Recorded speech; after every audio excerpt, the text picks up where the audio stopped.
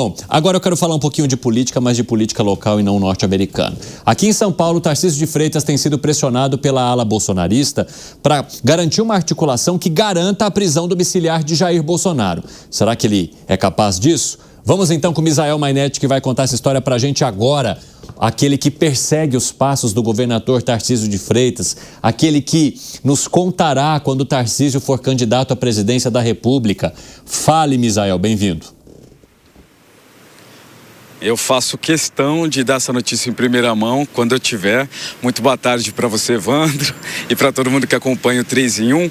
Missão possível ou missão impossível para Tarcísio de Freitas conseguir aliviar o padrinho político dele, o ex-presidente Jair Bolsonaro, para não cumprir a pena na Papuda, no Rio de Janeiro.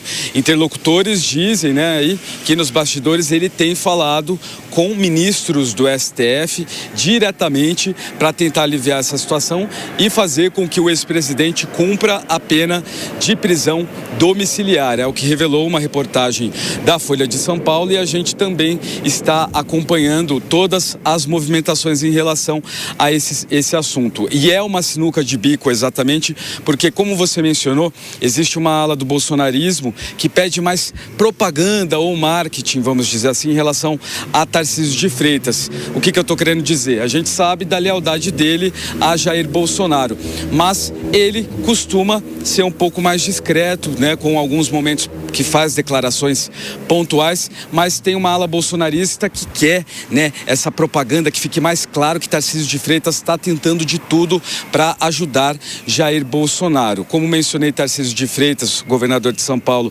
ele está em todo este impasse, e é um momento onde a gente usa muito a palavra articulação, um momento de articulações, porque isso ocorre em política, principalmente agora em eleições, em pré-eleições. Então, para contextualizar, Tarcísio de Freitas como o candidato número 1 para tentar representar Bolsonaro no ano que vem pela ala bolsonarista, representar pela ala de centro-direita e de direita, ele aparece como preferido. E ele tem um posicionamento mais discreto, mas nas últimas semanas, alguns momentos ali a gente viu ele escapar. Por exemplo, a gente viu ele falando que o Brasil precisa de um time apaixonado pelo país, falou num tom eleitoreiro, na presença de nomes importantes da economia e do mercado financeiro.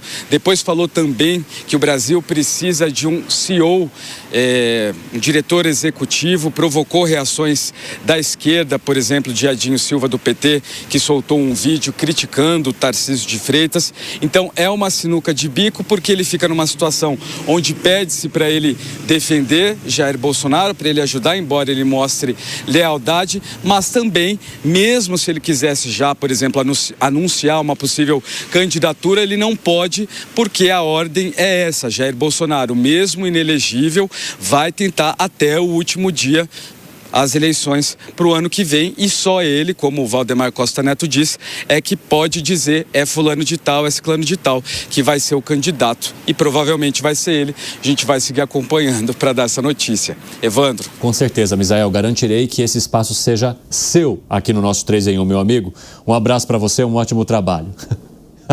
5h47, quem nos acompanha pela rádio, aquele último intervalo por aqui. Já espero vocês, nas outras plataformas seguimos. Seu Gui, vai fechando a câmera aí para eu poder conversar com todos os nossos amigos estarão... e trazer um pouquinho também de uma costura de bastidor que a gente ouviu aqui do deputado Cezinha de Madureira, do PSD de São Paulo, nesta segunda-feira, ao longo do Direto ao Ponto. Porque vocês sabem, Cezinha de Madureira está em todas. Participa dos jantares, dos almoços, articula aqui e ali, e diante disso fica sabendo de informação privilegiada. E aí, quando eu questionei o deputado Cezinha de Madureira sobre o apoio do PSD, possivelmente a Tarcísio de Freitas, ele acabou me entregando a possibilidade de um esquema inteiro. Então, acompanhem comigo para a gente trazer nesse debate Tarcísio. Vai lá. Todos estarão disputando aqui o mesmo posto com o Tarcísio no PL, candidato a presidente da República. Então, esses partidos, com certeza, vão ficar todos do lado do Tarcísio aí. E o Tarcísio vai ser um candidato do PL a com certeza absoluta. Zé Maria Trindade, nada que você já não tenha dito aqui no nosso 3 em 1. Cezinha de Madureira apenas te copiou. Na verdade, ficou um pouco ali na geladeira depois do grande advento da política, que foi Eduardo Bolsonaro. Mas a estrutura está montada, já estava bem à frente, né? É como o deputado Cezinha falou mesmo, todos me deram a lista dos partidos políticos. E o mais assim era o MDB. O MDB ainda fazia as exigências do prefeito ser o candidato do governo ao governo com apoio do Tarcísio e tal, mas vai também. Só o PT, PCdoB e PSOL que não iria embarcar, né, nesta campanha do Tarcísio. É uma campanha fortemente de direita mesmo, né? A origem, por incrível que pareça, foi da iniciativa privada com apoio ali desses partidos de centro e centro-direita. Esse centro é importantíssimo. É ele o pêndulo que vai para um lado e vai para outro. Tarcísio vai se encontrar com o ex-presidente Jair Bolsonaro, a visita dele já está autorizada e essa pode ser uma conversa definitiva ali. Quero, inclusive, né, trazer esse molho do que contou para a gente o Misael Mainetti sobre uma possível articulação de Tarcísio para tentar garantir a prisão domiciliar a Jair Bolsonaro, porque essa poderia ser, digamos, a última prova necessária para receber de contrapartida uma indicação do próprio presidente, o Fábio Piperno. Eu acho que a articulação ela pode acontecer, mas não deve partir do governador Tarcísio. Eu acho que os políticos que confiam, que contam com essa possibilidade, estão esquecendo-se de algumas coisas.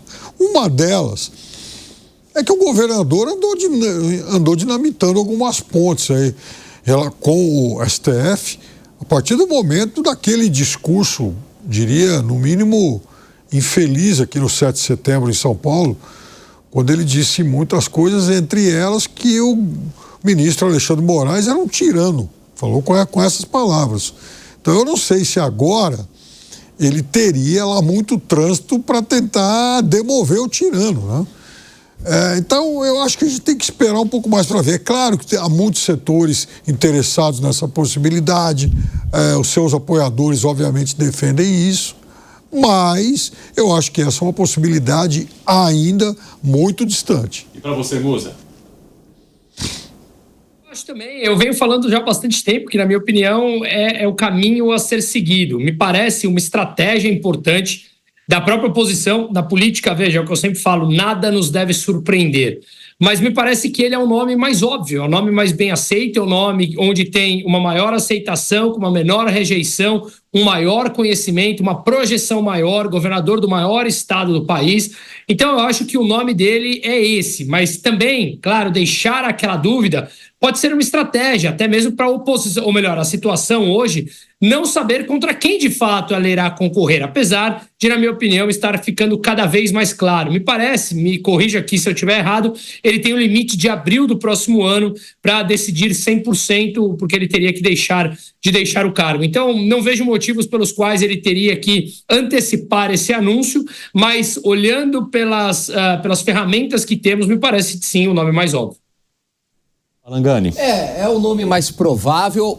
Talvez a última resistência para o governador Tarcísio seja uma possível candidatura de Flávio Bolsonaro. Então, mas eu estava perguntando ao Cezinha de Madureira depois, aproveitando que ele estava boca de sacola aqui no Direto ao Ponto, sobre a formação da chapa. E se essa chapa teria a participação de alguém da família Bolsonaro. E ele entende também que sim, que seria ou Flávio Bolsonaro ou até mesmo a ex-primeira-dama Michele Bolsonaro, por conta do apelo que ela tem, inclusive, com as mulheres e os evangélicos. Pois é, essa seria uma costura interessante, talvez, né? O senador Flávio Bolsonaro saindo à vice, embora ele tenha uma eleição praticamente garantida no Senado. E a estratégia do PL também fazer o máximo de senadores em 2026.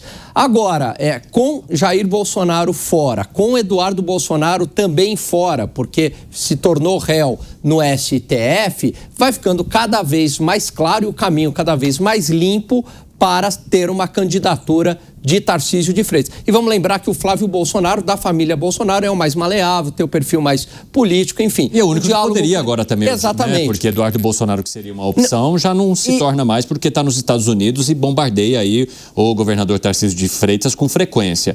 Os outros dois irmãos, não consigo enxergar uma participação volumosa deles em termos eleitorais numa chapa com o governador. Quem resta? Flávio Bolsonaro, e é o mais maleável, mais aberto ao diálogo, a uma composição. Ô Zé Maria Trindade, só para a gente arrematar, você vê uma possível chapa, então, com alguém da família Bolsonaro e Tarcísio encabeçando? É esta a ideia inicial, né? A prioridade seria a ex-primeira-dama Michele Bolsonaro. E o Bolsonaro resistia e tal, tem uma frase antiga dele dizendo, eles vão triturar a minha mulher nisso aí, eu quero que ela seja candidata ao Senado. E ele tem razão, haverá mesmo um processo de trituramento, mas política é assim. Política majoritária é um pouco mais, mas qualquer cargo que ela vá se candidatar, ela vai sofrer ataques de todos os jeitos e falta de respeito e tudo mais. A política está assim. Houve ali, num determinado momento, a tentativa de colocar a Tereza Cristina, senadora, ex-ministra de Bolsonaro, com apoio dele, né? Que, pelo menos inicialmente, a ideia era essa mesmo, de indicar um vice indicado por Bolsonaro. Hoje já tem muita gente dizendo que não é bem assim e que colocar de uma forma tão atrelada uma família Bolsonaro a Tarcísio eleitoralmente não é bom.